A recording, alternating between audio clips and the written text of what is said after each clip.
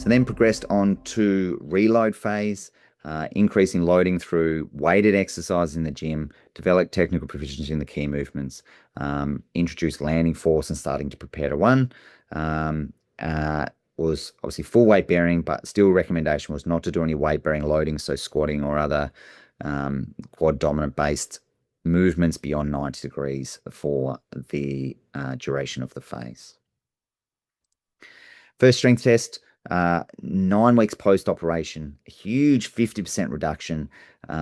So with a 59% asymmetry. So I would have liked to have done a little bit better, but I'm not sure if I could have done more to maintain it in the early phases. Hamstrings went down 18%. But the big win was basically there was no change in the strength of my contralateral leg. So that was a huge win, but had a lot to come back through from with a 50% drop in my overall strength and a 60% asymmetry. Just to touch on again on the NMES. In this phase, basically, if you can still achieve with the NMES over 50% of what you can achieve without it, then it's still worthwhile to keep going with.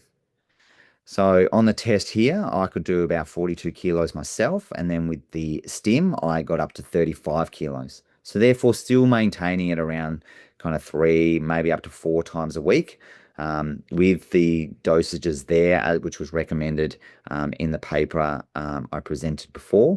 It was still beneficial to continue muscle stim while I still had such a large amount of weakness. One of the strength training things I like to focus on in these early phases is the inner range quad strength. I feel like if we just do all exercises through the greatest available range of motion, we underload that inner range, which is often where we're having the most troubles. It's often during exercises that as we push out, we had that real shake as we go from that 30 to 0. So therefore, doing some exercises that are only from 0 to 30 degrees can be really helpful. So inner range leg press, lateral box, lateral step downs, knee extensions, just that 0 to 30 range can make a big difference to how that's getting that strength back in that range where we're often the weakest. Then through this phase, we're looking to prepare to run. So I try to hit 3 things. So we want to do an acceleration pattern, which is usually any of the wall drills, so forward leaning drills, some kind of upright pattern, which is an A marching or switching or skip-based exercise, and then some kind of lateral movement, lateral hip control, glute med, glute min, valgus control type work so that we can start to prepare for running.